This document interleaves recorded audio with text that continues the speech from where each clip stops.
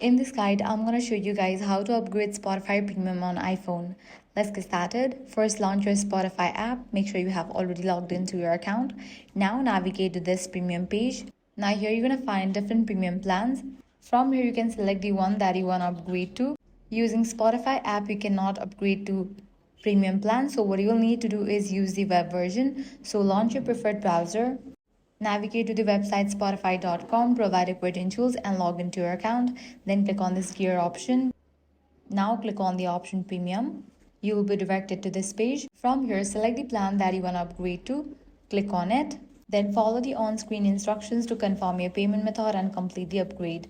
Once your payment is processed, your new premium plan will be activated automatically and you can return to the Spotify app to start enjoying your upgraded features. And that's it. This way you can easily upgrade Spotify Premium on iPhone.